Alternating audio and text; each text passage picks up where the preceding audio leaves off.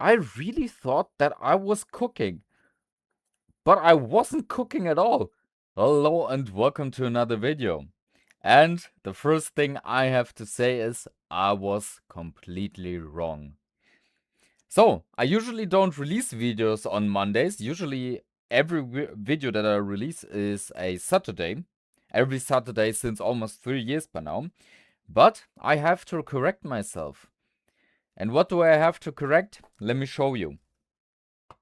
This is the board that I tried to fix the last video on Saturday. The X670 Crosshair Hero. Because of that. Almost 500 milliamps and standby. And what we thought is that there's a clock chip right here that is heating up. We saw it under the thermal camera. That was dead and there's no replacements. And we saw 2 other videos showing exactly that fault because that power consumption is really high. Obviously there's this LED matrix which makes it higher, but the chip was warming up pretty badly. But let me show you. I'm gonna hit the start button right here and look at the power consumption. And have a look at the postcodes. This is 15, which was RAM training, and now it's going further. Look at the amps, 5 amps. We should get a picture every second now. Have a look. A BIOS screen. Can you believe it? I was completely wrong about this board. And now we have a 9 and a green LED in the top, and the board is working. It's on. Can you believe it? That clock chip seems to not be faulty. Or if it's faulty, it does not seem to prevent boot. Like, I don't think that it's faulty. I think that is normal. I'm not 100% sure. But it's working. And the board is on. I proclaimed this a no fix and without any parts for not being able to fix this. But there were 2 comments that showed me the exact difference. Let me find those comments. So I have one comment from Eraser73. He says ROG Strix X670E, standby current about 500 milliamps, G5 Pro chip is hot, but the board works. According to thermal camera, 40 to 50 degrees in working condition. That made me think. And then I got another comment. Esteban Blanco Trazoberis, I think, 8755. Sorry if I butchered that name. I seem to recall that in a Tritech video, he encountered, I think it's a she, I'm not too sure, a component like this that was broken, which he couldn't find with that packaging and had to attach the replacement next to it and splice each pad. I'm referring to the blue color component. And that was a very interesting clue. Let me show you that exact video. And right here we can see the video. I didn't know this person before from Tritech Informatica. If I see it correctly, it's Portuguese. Because the audio track says that it's Portuguese. But he or she, I think it's a she, Mariana, not too sure, has an Asus board, a Strix X670E that has this component broken. And we have that component broken as well. And she has also a board view for it. Like you can see, it is broken. She wants to replace it. And she has a board view of this board. And she says that this thing is connected to the PWM driver. This is a logic IC. This is the number SN74AUC1G. And that is connected to one, it's connected to a 1 ohm resistor and goes to the PWM controller that she shows on the backside. So this sits between probably MOSFETs and the PWM controller or something like that.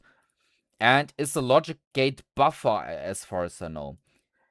And I have that exact component missing and broken on my bench, which I didn't even have a look at. And what she then did is because she couldn't find that footprint, she took a bigger one, a bigger footprint, and then connected it. Like she shows that once more right here. that it is something between the CPU, I think, with the signals and the PWM controller. And then in her video, she continues to solder it out. You can see the BGA package right here as well.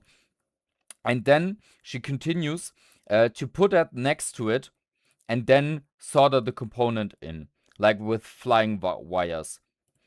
And that has made her board work. And I want to show you now what I did. And here we have the exact area that I was working on. And you can see I had this exact missing component. This was removed by the viewer before. Let me see if I can show you that in the small bag right there. This thing, like, I think it burned or it cracked, but you can see it right there. This was removed by the viewer. And this was sitting here. And as you can see, I took a component and soldered it in between. Like, I just took it, glued it down. This is like UV glue just next to it on both sides. And then I started to connect the pins with flying wires, just like in the video, to the outputs. As far as I know, this is some kind of logic buffer for like 1.8 volts. I'm not too sure what it does because I also don't have the board view to look up or whatever it really does. All I know is that this works. This was the reason why this board wasn't working. The G5 chip is seemingly supposed to behave the way like it is here. I'm not too sure about the two videos that I've shown you of Black Horse Repair and Fix the Pixel, what kind of behavior their boards had, but I think one of them I saw that the board was like pulsating and didn't have the static like 400 milliamps of power consumption. But I'm not too sure, and I cannot really tell what happened with their boards, if their clock chips were actually faulty or not. It's very hard to tell now, because yeah, I also thought that mine was broken. Like, the way that it heated up, I've never seen that behavior before from a working chip, but it seems to be a normal behavior of it. And this was all that this board was missing. All I had to do was solder 5 wires to this component, because obviously I also wasn't able to source this logic buffer. Like, this thing looks complicated, but this is a really simple logic element. Like, these things are usually dirt cheap. Like, if you get 100 of these are probably less than $10 if you get them in that footprint. Maybe even less than $5 to get 100 of these. It's probably just the footprint that makes these special, and these are seemingly not nowhere available anywhere in that footprint. But making just this footprint and just sorting it in works perfectly fine, like you saw. And yeah, this was one of my biggest mistakes that I've ever made. Like, I was never this wrong on something. Like, I was like, there are many boards that I can't fix where I just don't have the knowledge or don't know what to do. But on this one, I was really sure it was going the right way. I really thought that I was cooking. But I wasn't cooking at all. Yeah. So I was so wrong about that clock chip. So for the future, I know that on Asus boards, 400 to 500 milliamps is totally normal. And that chip instantly heating up, that's just how that thing works. So yeah, thank you very much for that Portuguese woman, I presume is a woman, for the video, for sharing the knowledge. Like, I didn't understand a single word. I just used auto-translate and used what I saw, what she did. And that helped immensely. And it helped to save this, like, what is it, like €400 motherboard or something like that, or 300 or whatever it is worth now. And all it was just a single component. Very interesting thing. This board was stuck on a DRAM LED as well. It did react to the power button, but I never even went that far, because in passive power consumption with 400, 500 milliamps of power consumption, I already thought there was nothing to do here, no way to go. But I was wrong. So yeah, this is going to be a permanent fix. I'm going to blend you in what kind of component I used here. I'm going to be putting the part number somewhere that I used to put in here. Not 100% sure if that always works. I've just used ChatGPT, to be honest, and asked if this is a suitable replacement, and it just did work. And yeah, but she used a different part number, so I'm going to show that as well, which she used and put in there, because that is probably a more reliable one. But yeah, this also works. I just had this on these on one of my donor boards, and I didn't know if it would work or not. I just wanted to try it out, and it did work. And the solder wire that I used here is 0.02 solder wire. I cannot get it. Can I get this in focus? Not really. Almost. 0.02 jumper wire. The important one to find this is what is written here in the middle. FX202 from Mechanics. I really like this wire to use. 0.02. And yeah, this is what I put into here in order to solder that in. So that is how I gotten to fix this board. I then also wanted to do another thing, because these clock chips are so notorious. I tried to communicate with this chip and see if I can read out whatever is dumped into it. This chip has 3 ways in which it can be programmed.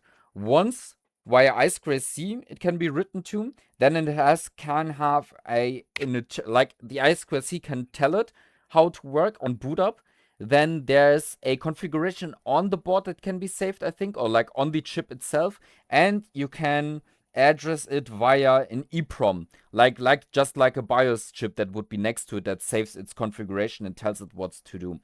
And I tried to communicate via I2C to it. It is pin 9 and 10 on this chip, and I tried to I put a microcontroller next to it and soldered it on and connected the ground as well and tried to communicate with this chip, but it doesn't seem to appear to communicate via I2C. It might use SM bus or something similar like that to communicate, and that is like locked and we cannot communicate via that, but we weren't able to do that.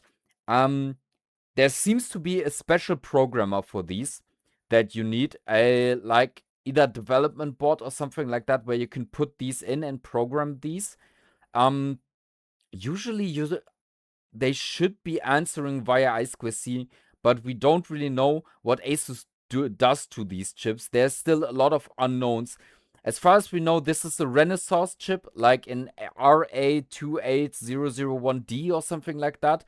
In my previous videos, some people have posted the part number off of this. I can also put in, yeah, I'm a flash in editing what chip it probably is. And yeah, these chips are available for around 10 euros from Mauser or DigiKey, I think it was.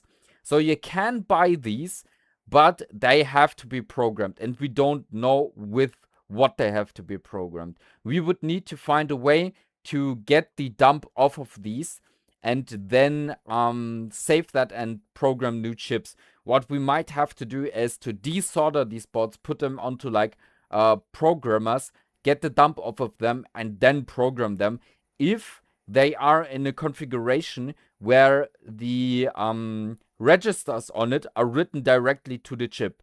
We presume so far that that is the way like it is being done, but we're not 100% sure about that. That is something that has to unfold in the future.